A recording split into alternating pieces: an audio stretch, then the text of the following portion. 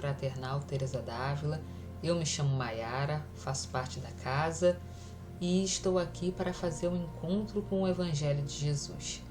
Amigos, a noite de hoje, o dia de hoje, melhor dizendo, nós falaremos sobre o capítulo 16, Não se pode servir a Deus e a Mamon. E o item é o 8, Desigualdade das riquezas. Antes, vamos fazer uma prece? Queridos amigos espirituais da casa de Teresa d'Ávila, nossa irmã Teresa, nossos irmãos Ubirajara, Rafael, Francisco de Assis e todos os guias amoráveis que nos acompanham, nós pedimos o amparo e a sustentação para mais essa tarefa. Fica conosco, Senhor, nos ajudando, nos intuindo para fazermos o nosso melhor. Que assim seja, possamos iniciar, graças a Deus. Então, amigos, vamos falar sobre a desigualdade das riquezas. Kardec, no capítulo 16, Não se pode servir a Deus e a Mamon, ele faz o convite para nós olharmos, combatermos o materialismo. Todo o capítulo está falando sobre isso, em variadas formas, várias passagens iniciais, e agora no item 8 fechando aqui o raciocínio de Kardec, o último item antes das considerações das instruções dos espíritos. E aí Kardec vem fazendo um apanhado sobre esse tema, analisando a desigualdade das riquezas. E ele já inicia falando que esse problema da desigualdade das riquezas, ele fica sem solução se nós só formos analisar a vida atual. Então realmente é preciso expandir o olhar, já termos uma percepção espiritual mais ampliada, de percebermos que somos espíritos imortais, que estamos encarnados aqui no planeta Terra, de provas e expiações, onde tem mais o mal do que o bem, onde os espíritos em sua maioria são imperfeitos, rebeldes à lei de Deus, mas calma, não tem só notícia triste. Nós estamos aqui para evoluir, para darmos o nosso melhor, para nos melhorarmos a cada oportunidade. E nos apresentado várias oportunidades para nós realizarmos essa busca, realizarmos esse trabalho de progresso. E a desigualdade da riqueza, ela está num desses desafios que nós enfrentamos no planeta de provas e expiações. Então, amigos, ele vem fazendo uma pergunta: por que então todos os homens não são igualmente ricos? Aí ele até coloca, como nós estamos analisando pela doutrina espírita, nós fazemos o uso do raciocínio, da fé raciocinada, então ele coloca aqui muito simples. Os homens, é uma razão simples, ele coloca aqui, é que os homens não são igualmente inteligentes, ativos e laboriosos para adquirir, nem sóbrios e previdentes para conservar. Então ele vem falar que, apesar de nós estarmos na mesma condição de espíritos imperfeitos, nós somos diferentes uns dos outros. Então cada um está aprendendo um pouquinho, cada um está se desenvolvendo de forma única. A caminhada ela é única. Então, se eu ainda não aprendi, não desenvolvi um talento, será dada a oportunidade para eu desenvolver esse talento. E o que eu já aprendi, já conquistei, aquilo ali não é mais uma prova, já é uma conquista minha. Então, posso ter conquistado um tipo de prova e não ter conquistado outra, e meu irmão vice-versa. Então, por isso que nós somos diferentes nas nossas possibilidades, caminhando para o progresso, para a perfeição, que todos chegaremos nessa meta, mas nós temos as nossas diferenças na caminhada. Então, como não somos iguais, realmente não tem como a gente ter essa uniformidade, essa igualdade plena, essa sintonia perfeita com todos os talentos ainda a serem desenvolvidos. São muitos os talentos. Então ele vem falar, sobre essa questão. E ele coloca também que matematicamente, se ela for, a riqueza, for repartida igualmente, ela em pouco tempo cada um vai ter uma quantia diferente.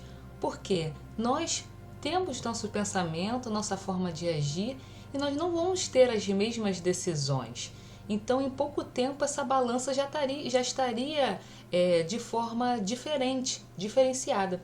E também, amigos, se nós não tivermos as riquezas, seria uma forma também de acabar com os grandes trabalhos, com os projetos, né? Então, não é essa a proposta. A proposta, a lei de Deus é uma lei de trabalho. Então, nós vamos recebendo vários recursos para realizar o nosso trabalho, nossas missões, mas a gente vai aprender a administrar os recursos que nós temos em mãos.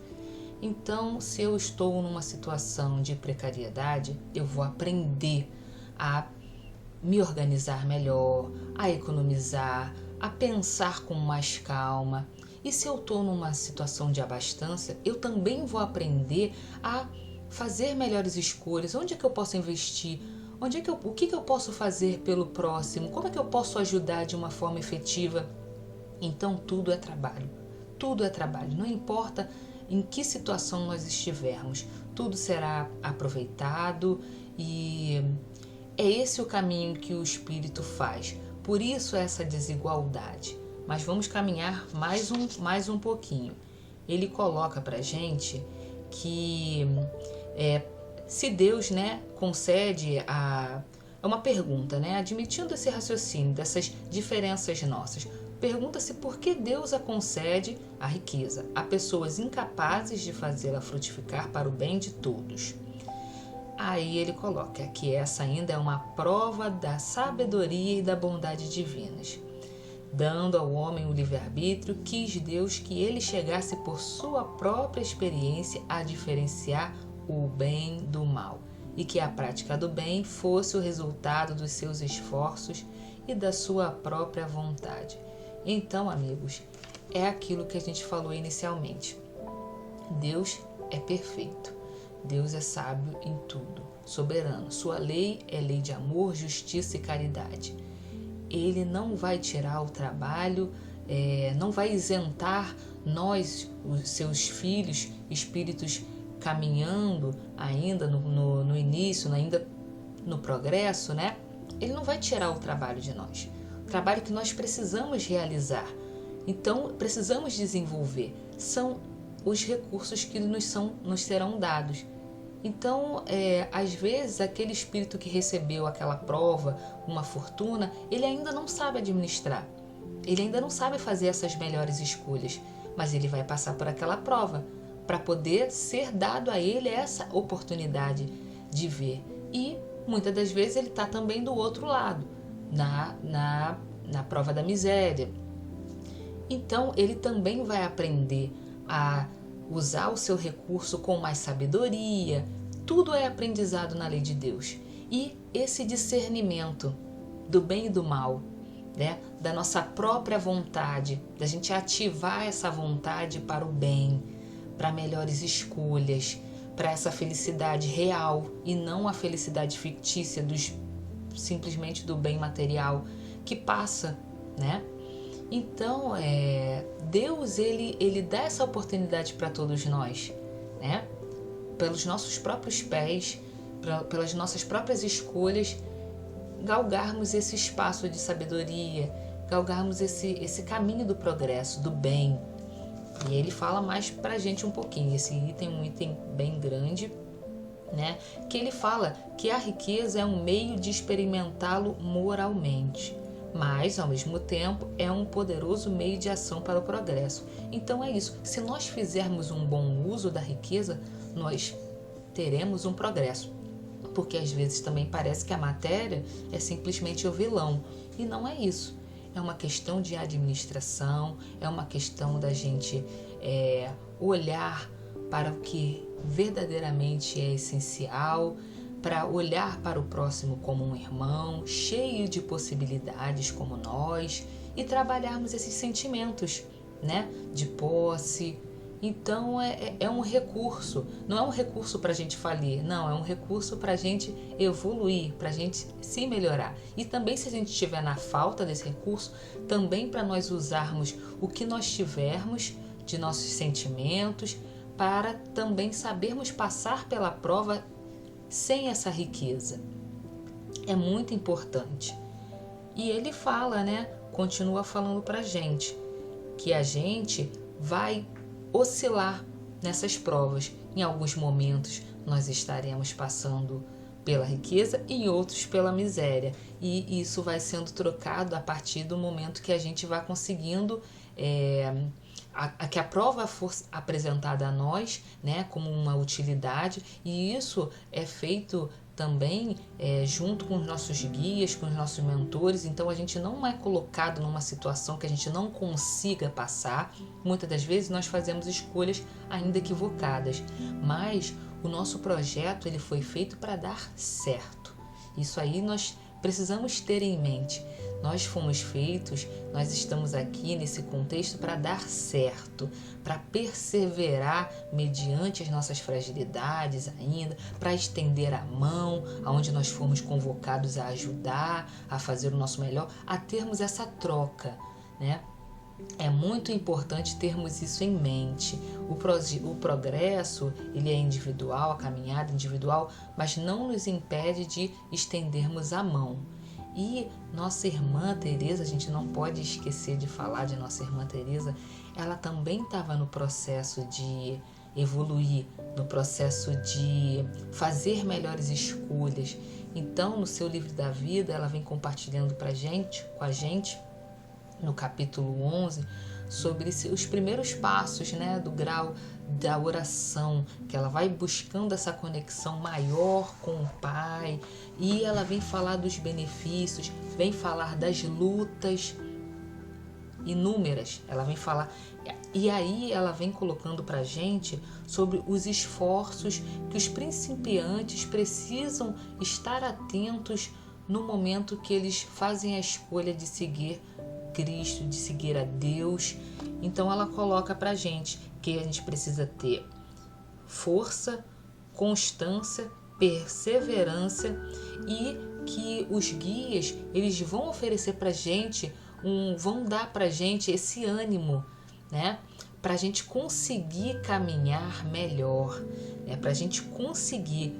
E aí, isso de uma forma assim, pouco a pouco, É o passo a passo que a gente vai seguindo. Mediante a gente vai conseguindo alcançar um degrau, aí daqui a pouco a gente, quando vai conseguindo ver, vamos alcançando outro degrau, e é assim que se faz. É aos poucos. Às vezes a gente pensa que eu preciso fazer uma coisa grande para conseguir. Não. Faça o que é possível fazer dentro do seu universo, dentro do seu propósito, que a consciência vai ficar tranquila e a gente vai conseguir cada vez mais avançando, O pouco que se faz já é muito, mediante essa vontade que a gente vai escolhendo, essa vontade que a gente vai tendo, esse desejo do bem. E ele coloca pra gente também desse esforço que vai colocar junto a nós boas companhias. Então, Teresa d'Ávila não é uma boa companhia? Nós estando aqui, estudando a sua obra, estudando sobre seu exemplo, estudando sobre Jesus, sobre o Evangelho, nós não estamos angariando boas companhias? Então é isso, amigos. Nós precisamos ter esse olhar, desenvolver esse olhar, que é esse o caminho. Mediante tudo o que for apresentado para a gente, as nossas possibilidades, vamos fazer melhores escolhas. Vamos pedir ajuda quando precisarmos. E a prova, o momento da prova, muitas das vezes ele é doloroso, mas é o momento para a gente de libertação, de grande vitória sobre as nossas fragilidades. Então que a gente possa vencer, como ele diz aqui no finalzinho da mensagem do Evangelho, que a origem do mal está no egoísmo e no orgulho. Os abusos de toda espécie cessarão por si mesmos, quando os homens se pautarem pela lei de caridade. Que a gente possa vencer esse egoísmo, esse orgulho dentro de nós, para podermos alcançar um caminho do bem, um caminho de progresso, que nos leve a administrar os recursos de Deus, os recursos divinos, com sabedoria, sem rebeldia, E nos educando, aprendendo a cada passo. E aí, então, amigos, a gente vai agradecendo esse momento, pedindo, fazendo uma prece, agradecendo muito a presença dos guias, dos mentores junto de nós, falando assim: querida Teresa, querido Rafael, Birajara, Francisco de Assis, te agradecemos por essa oportunidade de estudarmos um pouco mais sobre o Evangelho de Jesus, de estarmos juntos nesse propósito de melhoria íntima, de usarmos os nossos talentos da melhor maneira possível, de todas as formas. Fica conosco, Senhor, e possamos, da nossa parte, encerrarmos esse momento de encontro com o Evangelho. Que assim seja, graças a Deus. Tchau, tchau.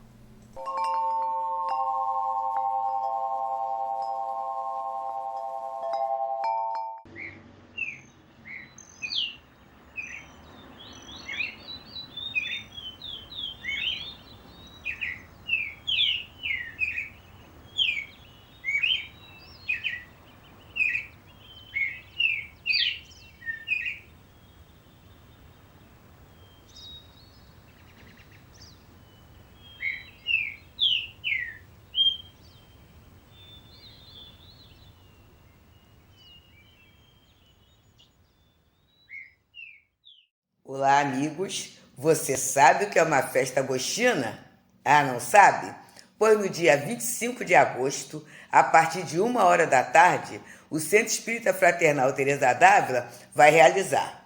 Teremos danças, teremos comida gostosa, almoço a partir de 1h da tarde, né? E muita convivência boa, brincadeira para as crianças. A casa está aberta, o coração também. E contamos com a presença de vocês com a mesma alegria, com o mesmo carinho, com a mesma fraternidade que nós tivemos na nossa festa junina. Venham, dia 25 de agosto, a partir de 1h da tarde, Rua José Gino, 39, Tijuca. Até lá, hein?